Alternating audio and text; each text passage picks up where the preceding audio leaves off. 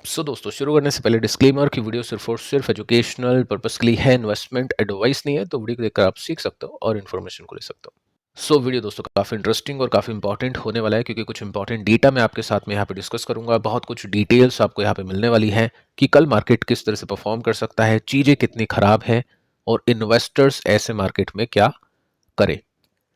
अब देखिए, जब भी वॉर होती है, जैसे ये वॉर है, इसके ऊपर भी मैंने आपको पहले इन्फॉर्मेशन दी थी कि वॉर का जो इम्पैक्ट होगा इंडिया के ऊपर होगा बहुत ज़्यादा। क्वेश्चन आते हैं कि वॉर तो यूएस में है, ईरान में है, इजराइल में है, इंडिया के ऊपर क्यों इम्पैक्ट होगा।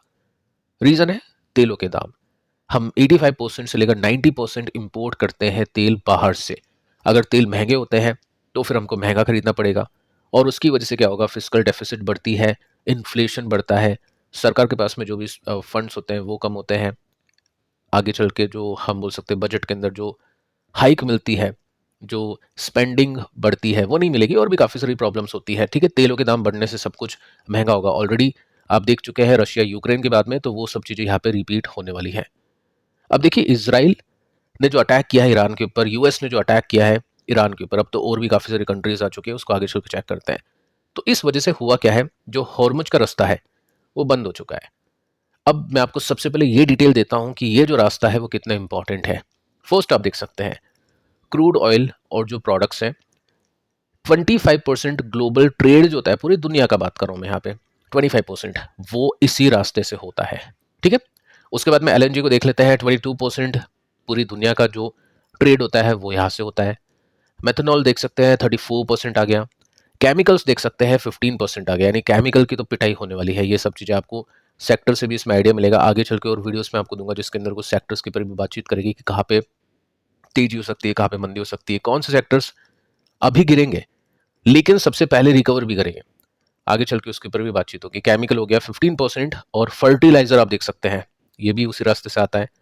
सबसे बड़ा पॉइंट है ये लास्ट वाला, कि एशिया में जितना भी क्रूड का फ्लो होता है, हम बोल सकते हैं हॉर्मुज का, वो 82% वहां से है, मतलब उसी रास्ते से है।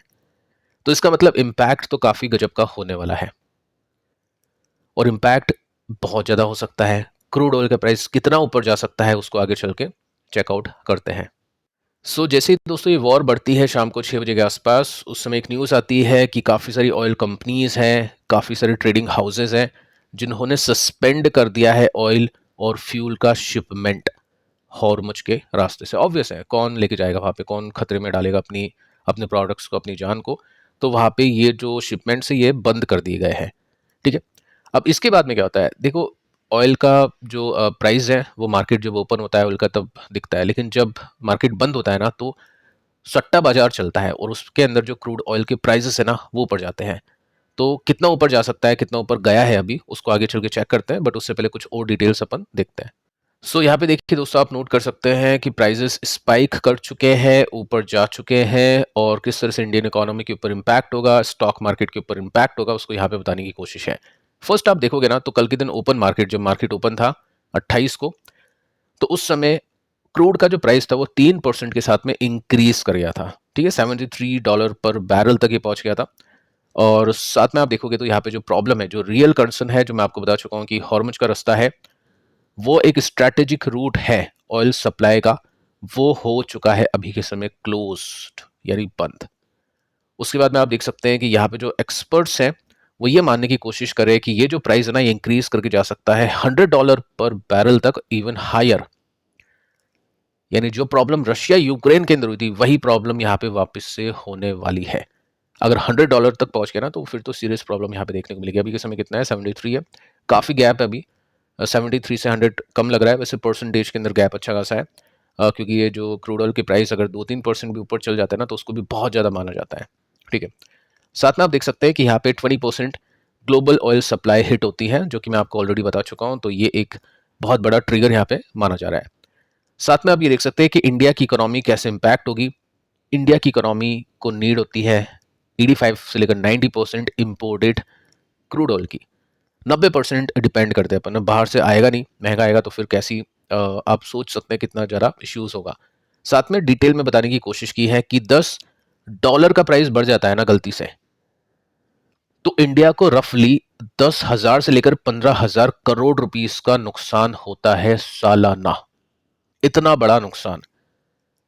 अगर $10 ही बढ़ गया, अभी 73 है, उसके बाद में 100 की बात कर रहे हैं, उसके ऊपर भी बात करें, तो ऑब्वियस है वहाँ पे 25-30 या $40 बढ़ने की बात करें तो इसका इम्पैक्ट होगा। साथ में अगर ये लंबे समय तक सस्टेन कर गया ऊपर की तरफ, तो इंडिया का इंपोर्ट बिल मतलब जो हम पैसे देते हैं, वो जो बिल होता है वो ज़्यादा बढ़ेगा, और उसके साथ में करेंट अकाउंट डेफिसिट बढ़ेगी, पैसे खत्म हो गए, कम हो गए इंडिया के पास में।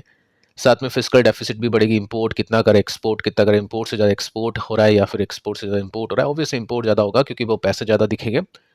साथ में करेंसी कमज़ोर होगी अपनी, इन्फ्लेशन बढ़ेगा अपना, और उसकी वजह से फॉरेन कैपिटल आउटफ्लो होगा, और कैपिटल आउटफ्लो होगा तो फिर रुपीज़ और गिरेगा।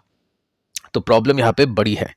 यही मैं आपको काफ़ी टाइम से समझा रहा था कि इस समय का थोड़ा सा इंतजार कर, इन्वेस्टर्स सभी इस समय कैश होल्ड कर रहे हैं, इन्वेस्टर्स जो समझदार इन्वेस्टर्स है। बाकी देखते हैं आगे चल के किस तरह की चीज़ें प्ले करती है, उस हिसाब से और भी जो स्ट्रैटेजीज है वो हम यहाँ पे डिस्कस करेंगे। इसके बाद में देखिए दोस्तों, यहाँ पे उम्मीद ये जताई जा रही है कि ऑयल जो प्रोड्यूसर्स है, ओपेक, ये इंक्रीज कर दे अपने ऑयल प्रोडक्शन को, ताकि थोड़ी सी तो चलो राहत मिले प्राइस के अंदर। ज़्यादा तो देखो मिलेगी नहीं, लेकिन थोड़ी सी तो मिल जाएगी। अब मैं बता देता हूँ लेटेस्ट न्यूज़, हाँ इन्होंने जस्ट अभी की न्यूज़ है, लेटेस्ट न्यूज़ है कि ओपेक ने इंक्रीज कर दिया है प्रोडक्शन। ठीक है, तो यहाँ पे थोड़ी सी राहत है। आगे चलते हैं। अब ऑयल के बाद में हम बाकी की चीज़ों को डिस्कस करते हैं कि अभी कितनी प्रॉब्लम बड़ी है, ये चीज़ें एस्केलेट कर रही है या फिर नहीं। तो आप देख सकते हैं और धमाके सुनने को मिल गए दुबई के अंदर।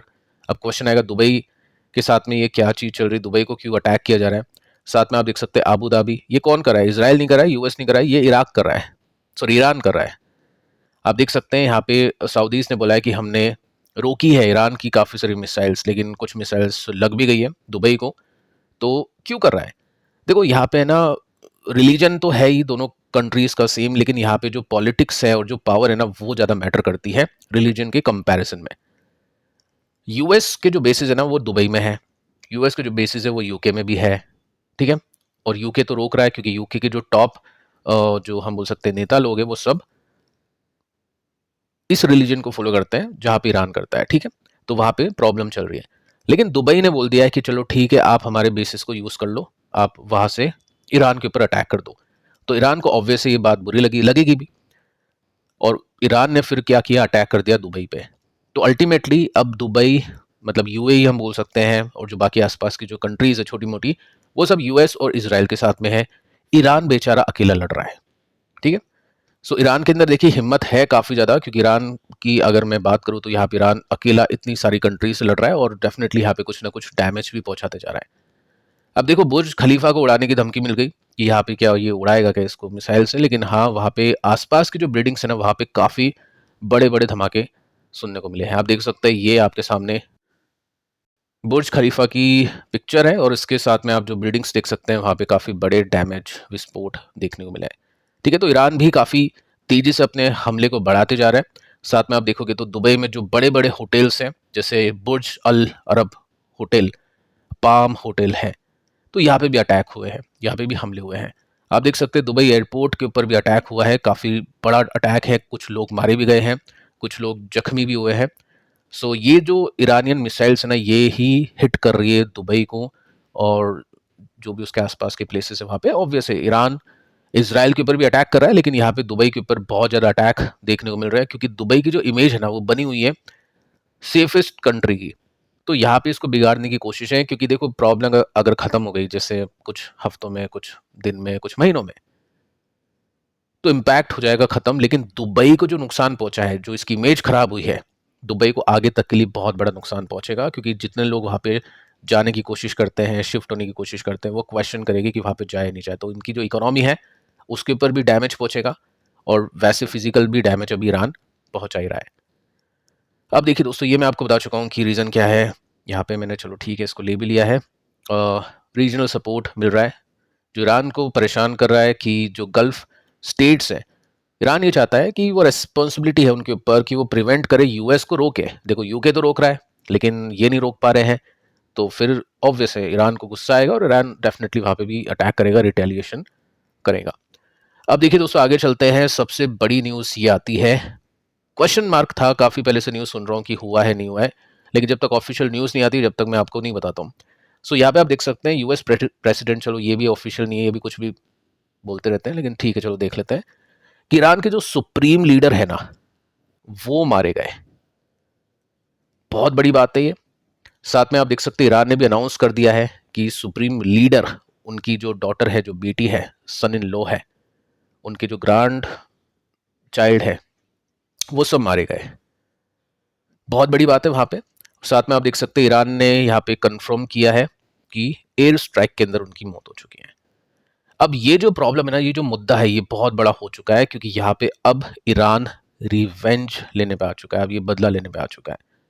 और यहाँ पे अगर आप देखोगे तो अब देखो, यहाँ पे इंडिया के अंदर भी लखनऊ अगर आप देखोगे, कश्मीर आप देखोगे, तो वहाँ पे शोक मनाया जा रहा है, प्रोटेस्ट भी हो रही है कि कैसे मार दिया। क्योंकि मतलब जितना मैंने पढ़ा है, सुना है, शिया जो रिलीजन है उनका, उनमें जो धर्मगुरु होता है वो टॉप पे है, ये जो ईरान के सुप्रीम लीडर हैं। ठीक है, हम ये बोल सकते हैं क्रिश्चियन में जैसे पोप होते हैं, उसी तरह से यहाँ पे इनकी वैल्यू है। तो अगर उस इंसान को मार दिया जाए तो डेफिनेटली यहाँ पे फिर चीज़ें और ख़राब हो सकती है। सो मॉब आती है, लोग आते हैं काफ़ी सारे, और कराची के अंदर, पाकिस्तान के अंदर, और यूएस जो हम बोल सकते हैं दूतावास होते हैं, वहाँ पे अटैक होता है। 100-200 लोग आते हैं वहाँ पे। अभी ये बढ़ेगा, इंडिया के अंदर भी आई थिंक ये सब चीज़ें प्ले हो सकती है, और बाहर भी ये सब चीज़ें प्ले हो रही है। अब देखते हैं ये चीज़ें कितनी लंबी चल पाती है।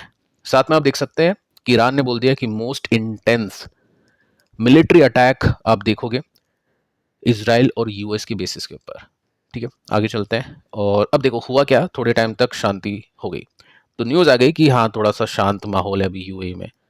9 बजे के आसपास सुबह 47 मिनट हुई नहीं कि लाउड धमाके सुनने को मिले वापस से दुबई में, एयरपोर्ट हिट हो गया। तो ये चीज़ समझ जाओ कि ये अभी ख़त्म नहीं होगी, ये चलेगी। ऑलरेडी मैं आपको पहले ही बोल चुका था कि ये चीज़ लंबी जाएगी, और इसकी वजह से कहाँ पे फ़ायदा होगा, गोल्ड, सिल्वर, कौन से स्टॉक में फ़ायदा होगा, उसको आगे चल के चेक करेंगे। उसको भी आप जरूर से देखना, क्योंकि ये टाइम है सही डिसीजन लेने का, और जितना डेटा आपको सही मिलेगा उतना ही सही डिसीजन आप ले पाओगे। ट्रंप ने वार्निंग दे दी है कि हम और खतरनाक अटैक करने वाले, और भी खतरनाक अटैक यहाँ पे होगा। ठीक है, ये सब चीज़ें आप देख सकते हैं, और इस वजह से हम ये मान सकते हैं कि हाँ चीज़ें खराब होती जा रही है और प्रॉब्लम बढ़ेगी। अब देखो जो 3% का गेन था ना ऑयल में, ये मार्केट बंद वाला गेन है। अब मैं आपको बताता हूँ सट्टे मार्केट के अंदर क्या प्राइस चल रहा है। सट्टा मार्केट के अंदर 8% ऊपर है तेल। 3% ये हो गया, 8% ये हो गया, 11%। बहुत बड़ा डैमेज होगा अगर सही में ये मतलब सट्टे मार्केट वाला प्राइस ओपन होता है। क्वेश्चन ये है कि आपको क्या लगता है कि 8% ऊपर होगा ऑयल या फिर कम होगा? आप नीचे कमेंट करो। जितना ऊपर होगा ना, समझ जाओ मार्केट उतना नीचे है, और जितना टिकेगा ना ऊपर, उतनी उतने साल हम बोल सकते हैं, उतने महीने हम बोल सकते हैं, पोर्टफोलियो नीचे ही जाएगा, ऊपर नहीं जाएगा। ठीक है, तो काफी लोग क्या करेंगे, कल बेचेंगे। ऑब्वियस है, देखो मार्केट गिर रहा है तो ऑब्वियस है ना, कोई बेच रहा है। अब ये बड़े प्लेयर्स बेचते हैं, एफआईस और डीआईस। छोटे प्लेयर्स इमोशनल होते हैं, हिम्मत नहीं होती है कि छोटे प्लेयर्स बेचते हैं, उसके बाद में और पोर्टफोलियो गिरता है 10% 12%, तो फिर वो सोचते बेच दिया होता। तो काफ़ी लोग लॉजिक से काम लेंगे, काफ़ी लोग इमोशन से काम लेंगे। लॉन्ग टर्म इन्वेस्टर देखो, इमोशन हो लॉजिक हो कुछ भी नहीं है उनके लिए, तो लॉन्ग टर्म है तो उनको तो होल्ड ही करना होता है। बेस्ट क्या होता है कि जो पैसे हम लगा रहे थे अभी पिछले कुछ टाइम से, वो पैसे हमने रोके हैं, तो वो यूज़ हो गए। अब वो कैसे यूज़ हो गए वो आगे चल के देखते हैं। आगे चल के आपको पता चलेगा कि मार्केट कहाँ पे क्या सपोर्ट लेता है या क्या चीज़ें प्ले होती है। अब देखो ये जो है ना $100 पर बैरल यहाँ तक पहुँच गया था, उसके बाद में देखो कितना टाइम लग गया इसको नीचे आने में, सालों लग गए, और इतने सालों तक पोर्टफोलियो को कुछ खास मिला नहीं है। जो मिला था ये 22 से पहले ही मिला था, कोविड के बाद में, और उसके बाद में कुछ खास मिला नहीं है। सो ये वापस से होगा तो समझ जाओ कितना और टाइम लगेगा। सो ट्रंप, वैसे ही मैं आपको कह चुका हूँ कि ट्रंप जब तक है, जब तक सोचो मत, ये खेल बिगाड़ के ही जाएगा। और बाकी ये पिछली वीडियो को देख लेना, आगे और वीडियोस आने वाले हैं, उसके अंदर भी काफ़ी काम की इन्फॉर्मेशन आपको मिलेगी। मिलते हैं नेक्स्ट वीडियो में, तब तक के लिए बाय बाय।